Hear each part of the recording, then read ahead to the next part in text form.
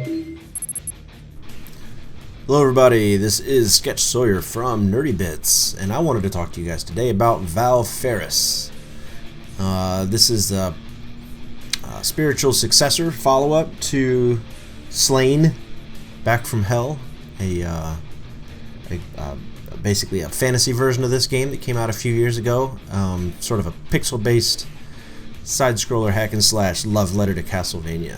And this game is a love letter to Contra. And as we look at the new trailer for Contra coming to the Nintendo Switch, where we see giant pandas with bazookas, and wondering what the hell is this series gone and turned into. And of course, you know, lots of things to be said about Konami over the years. The creators here said, we're going to do Contra the way we want to do Contra. And if you guys remember Contra on the PS2 with the heavy metal soundtrack, this game is basically that, but with a nice healthy dose of HR Giger and HR Giger? Is it HR? Human Resources Giger? Anyway, so the demo came out yesterday, and I went and played through it a couple times. Took a long time to get used to the shield mechanic.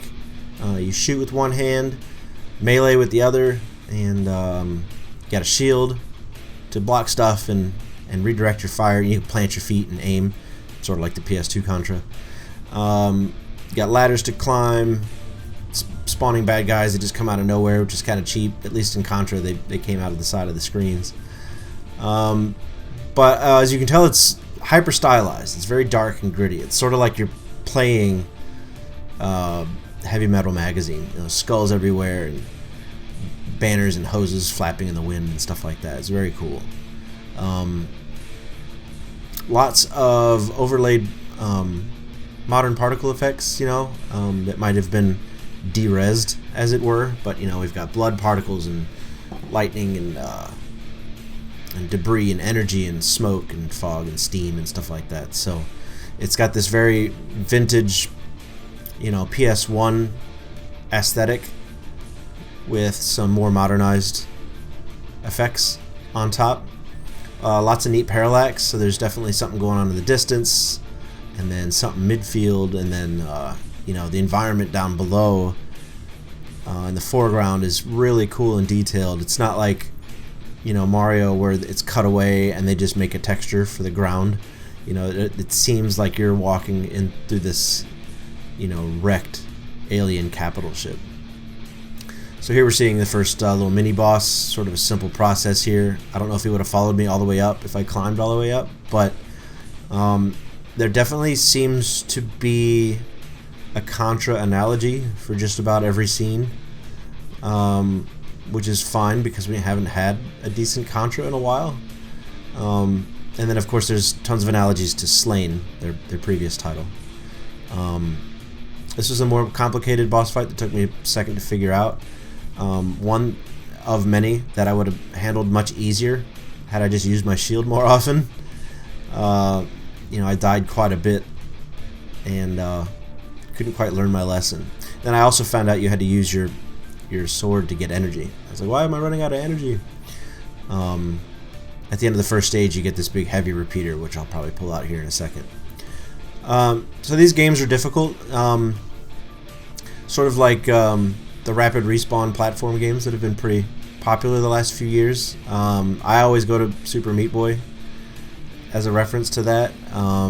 Of course, Mario Maker has gone to that now with the hyper difficult puzzle-based game levels that people have been making. One of my favorites was an old game called N+, which I think they made a sequel to, that I did not play. But you run in, die a gruesome death, respawn, try again. And I'm not sure how difficult the final game is going to be. I know I didn't beat Slain. It got too hard. That game's mostly melee only, so you don't get much of a chance to shoot people. You do get magic in that game. I don't want the creator to think I didn't play it. So you can throw magic, but it always felt, you know, like melee was the better option, stronger option. So this part's pretty neat. You have to find fuel for a wrecked ship, which you'll see in a second. You put it back in the ship, and the ship rams through a big barrier that you can't get through. But yeah, at least in the demo, he seems to have put the checkpoints. Here's a checkpoint key right next to a checkpoint, right? So at least in the demo, he makes it pretty easy. Oh, I keep saying he. They, probably. I don't know if it's a solo creator or not. They make it pretty easy to, you know, find a nice, agreeable checkpoint. At least in, there were some scenes in Slain where you had to slog through a pretty healthy fight, and if you died, you'd have to go through that fight all the way again. You know, it's not like Ninja Gaiden where you had to play 2 or 3 levels in a row because the checkpoint system is going to rip you off, but it's still pretty tough. So I imagine this game's going to get just as tough, and we'll play the trailers here at the end after we watch my gameplay, so you guys can get a better feel for more of the game, although it's going to show a lot of this.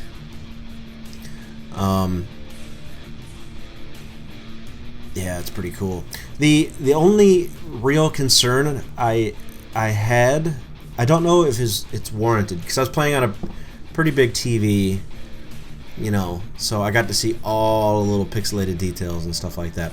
I felt like, and this is a real personal preference thing, not for Nerdy Bits, but for me, that I liked the pixel art aesthetic from Slain a little better. It felt a little grittier, a little like Blackthorn. Remember that game on Super Nintendo?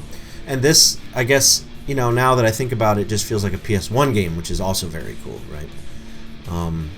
Sort of a mixture of 3D and 2D. I'm fairly certain, and you can tell in the cutscene, which you'll also see in the intro, that they're de-resing 3-dimensional objects to actually be pixelated.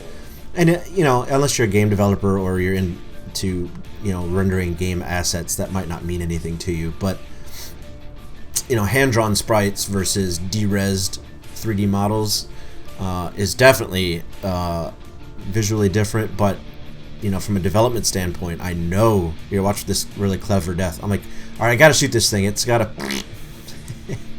Yeah, real stupid.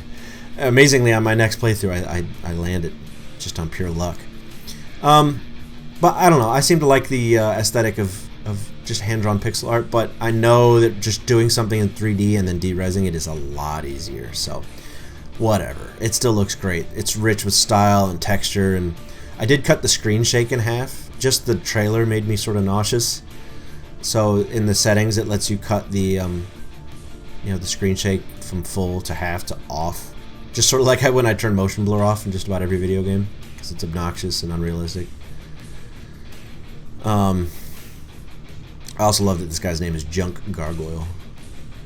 It's almost a Mega Man name if you think about it. And it actually looks like a Mega Man boss fight. I don't know how that missed me, but it did. I almost, look at that health. I almost had to fight this boss fight again.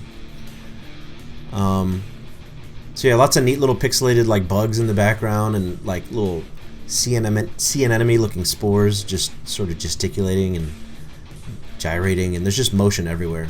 That's one of my favorite parts too, is every time you get a pick up, he does a little headbang, just like Slain.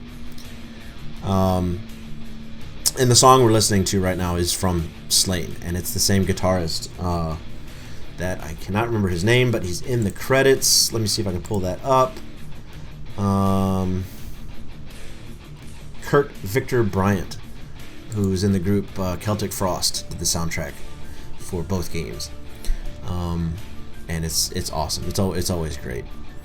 So this is the end of the demo. They give you a new weapon, like a shotgun, and then they take it away from you. And then we're going to kick into the trailer right here.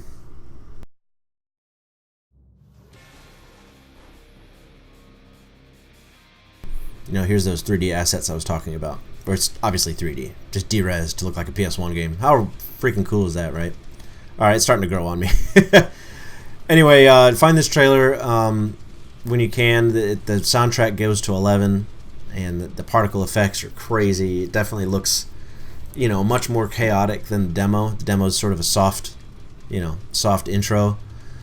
There's the Junk Gargoyle and the Crystal Boss. But look at the way he's hanging onto these creatures. It's so Contra. It's so great. Basically like Alien Wars Contra. And kudos to them for replicating this, because, you know, that new Contra doesn't look like it's going to be the business at all. But we'll play it. We'll give it a shot. But yeah, this looks great. We're definitely going to play the full thing. I loved Slain, and I'm going to play this. And we streamed it last night on our Nerdy Bits Twitch channel, and definitely got a few fans that way. And that's basically it, guys. Let us know what you think. All the links down below. And we will catch you in the next video. Thanks, everybody. See you next time.